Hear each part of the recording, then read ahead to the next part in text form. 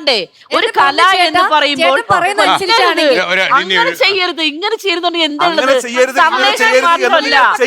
അല്ല, അതൊരു എന്റർടൈൻമെന്റ് അല്ലേ? അത് ആ രീതിയിൽ കലയെ നിങ്ങൾ എന്റർടൈൻമെന്റിന് വേണ്ടിട്ട് കലയെ നിങ്ങൾ കൊലയാക്കാതിരിക്കും. എനിക്ക് ചോദിക്കാനുള്ളത് കലയെ നിങ്ങൾ കൊലയാക്കരുത്. മാർക്കോയ്ക്കകത്ത് തോക്കും കൊണ്ട് എല്ലാരും വെടിവെച്ചെടുക്കണപ്പോ നടക്കുന്നുണ്ടോ? കളയുന്നുണ്ടോ? എന്താ അതൊന്നും കാണിച്ചിട്ട് പ്രിയങ്ക ഒരു കുടുംബത്തിലേക്ക് കടന്നു വരുന്നു. നിങ്ങളൊരു കുടുംബത്തിലേക്ക് കടന്നു വന്നിട്ട് ഞാനും എന്റെ വൈഫും എന്റെ കുഞ്ഞുങ്ങളും അപ്പനും അമ്മയിലും ഇരിക്കുന്ന വീട്ടിലേക്ക് കയറി വരുവാണ്. കയറി വന്നിട്ട് നിങ്ങൾ ചെയ്യുന്നതെന്ന് അറിയോ? നിങ്ങൾ മരുമോളെ കൊല്ലാൻ വേണ്ടി അപ്പുറത്തെ വീട്ടിലെ കൊച്ചാടനെ വിളിച്ച് അല്ലെങ്കിൽ ചേച്ചിയെ വിളിച്ചൊരു കൊട്ടേഷൻ കൊടുക്കുകയാണ്. അങ്ങനെ ഒരു കാര്യം ജീവിതത്തിലേക്ക്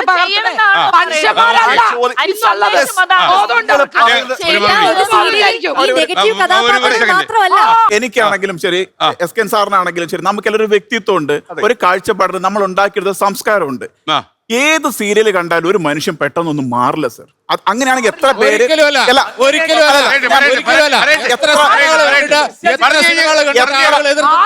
അങ്ങനെയാണെങ്കിൽ